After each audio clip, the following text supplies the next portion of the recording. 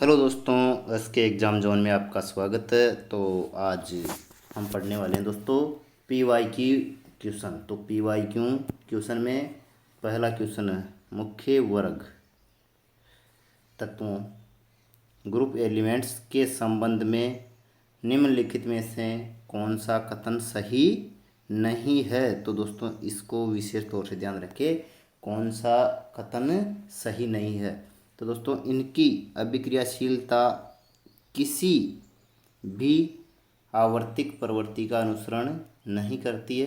तो दोस्तों अभिक्रियाशीलता किसी भी आवर्ती के प्रवृत्ति का अनुसरण नहीं करती है। तो दोस्तों करती है। तो दोस्तों ऑप्शन ए इसका राइट आंसर होगा। यह गलत लिखा गया है। अगला दोस्तों इनको भी देखना चाहिए।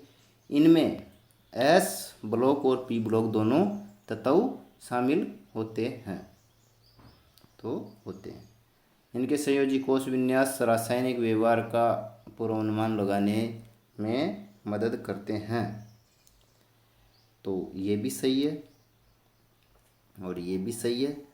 इन्हें संक्रमण तत्व कहा जाता है। तो संक्रमण तत्व भी कहा जाता है। मेंडलीफ ने समान गुणों वाले तत्वों को आवर्त सारणी में कहाँ रखा है। तो दोस्तों मेंडलीफ ने आवर्त सारणी में समान तत्वों को वर्ग एवं ऊर्ध्वाधर स्तंभ में रखा है। दोस्तों मेंडलीफ की सारणी में 8 वर्ग 7 आवर्त और 63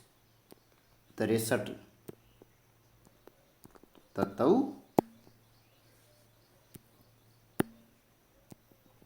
थे। तो दोस्तों और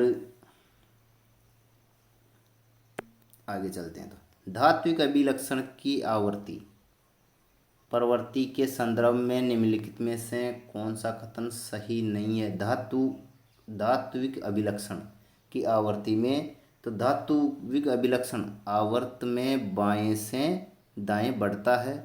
तो दोस्तों बाएं से दाएं बढ़ता है, ये गलत है।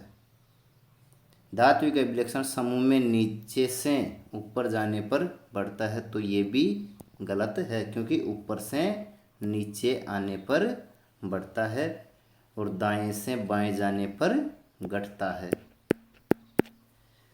धात्विक से अधात्विक में परिवर्तन क्रमिक होता है।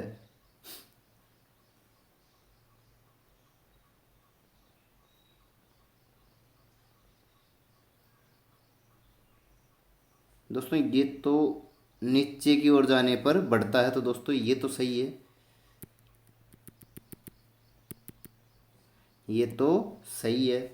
धात्विक अभिलक्षण समूह में नीचे की ओर जाने पर बढ़ता है, ये भी सही है।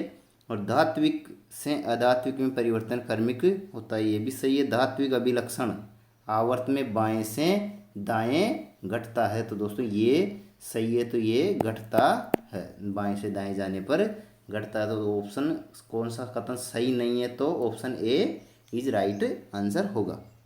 हर परीक्षा में आरआरबी एनटीपीसी 18/6/2025 को पूछा गया क्वेश्चन है। अगला क्वेश्चन, पी ब्लॉक तत्वों के संदर्भ में निम्नलिखित में से कौन सा कथन सही नहीं है। तो दोस्तों पी ब्लॉक, इनमें अधातु और उत्कृष्ट गैसें शामिल है, दोनों है। वे समूह 13 से 18 तक के हैं। हाँ तो ये भी सही है। दोस्तों इसमें ऐसे तो धातु भी शामिल है, धातु में भी शामिल है। धातु अधातु और उत्कृष्ट गैसें शामिल है। उनका सबसे बाहरी विन्यास NS स्क्वायर NP1 से NS स्क्वायर NP6 तक भिन्न होता है। तो ये भी सही है। दोस्तों इन्हें संक्रमण तत्व भी कहा जाता है। तो दोस्तों ये गलत है, तो option D is right answer. Aluminium के अंतर्गत अज्ञात तत्व के लिए रिक्त स्थान को क्या कहा जाता था? तो दोस्तों एल्यूमिनियम के अंतर्गत अज्ञात तत्व अननोन एलिमेंट्स के लिए रिक्त स्थान को क्या कहा जाता था? तो दोस्तों ये proto aluminium, neo aluminium, aqua aluminium या मेटा एल्यूमिनियम। तो दोस्तों इसका राइट आंसर होगा C, aqua aluminium is right answer है। ये भी 11/6/2025 को एनटीपीसी में पूछा गया। आवर्त सारणी में तत्वों के वितरण के संबंध में निम्नलिखित में से कौन सा कथन सही नहीं है? आवर्त सारणी में तत्वों के वितरण के संबंध में निम्नलिखित में से कौन सा कथन सही नहीं है? ये पूछा गया दोस्तों आरआरबी एनटीपीसी 14/6/2025 को, 14/6/2025 को। उपधातुएं पूरी सारणी में यादृच्छिक रूप से बिखरी होती है। तो दोस्तों उपधातुएं तो पी ब्लॉक में होती है, पी ब्लॉक में होती है। तो दोस्तों अपना पहला ही आंसर मिल गया, पी ब्लॉक में फैली होती है, पूरी आवर्त सारणी में नहीं फैली होती है। ऑप्शन ए इसका राइट आंसर होगा। अधातु शीर्ष दाएं कोने पर होते हैं, ये तो सही है। धातुएं बाईं ओर स्थित होती है, ये भी सही है। धातुओं और अधातुओं को पृथक करने के लिए एक विभाजक जिगजैग लाइन होती है, ये भी सही है। अगला क्वेश्चन,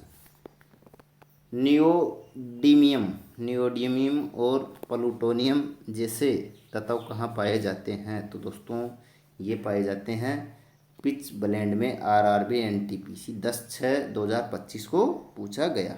अगला क्वेश्चन, मेंडलीव के समय में निम्नलिखित में से कौन से तत्व नहीं खोजे गए थे? तो दोस्तों मेंडलीव के समय रेडोन और पोलोनियम नहीं खोजे गए थे। ऑप्शन सी इसका राइट आंसर होगा। अगला, मेंडलीव ने अपने आवर्त सारणी में तत्वों को किस क्रम में व्यवस्थित किया था? तो दोस्तों ये क्वेश्चन आरआरबी एनटीपीसी 5/6/2025 को पूछा गया। न्यूट्रॉनों की संख्या के बढ़ते क्रम में, तो ये गलत है। परमाणु द्रव्यमान के बढ़ते क्रम में, तो ये सही है। ये परमाणु क्रमांक के बढ़ते क्रम में, तो ये मोजले ने किया। तो दोस्तों ऑप्शन बी इसका राइट आंसर होगा। अगला क्वेश्चन, मेंडलीव ने आवर्त सारणी किस वर्ष प्रकाशित की थी? तो दोस्तों ये की थी मेंडलीव के द्वारा 1869 के दशक में, 1869 में की गई थी। और ये क्वेश्चन भी आरआरबी एनटीपीसी 16/6/2025 को पूछा गया है। तो दोस्तों अगर आप हमारे चैनल पर नए हो तो चैनल को लाइक करें, शेयर करें और सब्सक्राइब करें। और चलो दोस्तों अगले वीडियो में मिलते हैं, जब तक के लिए बाय बाय।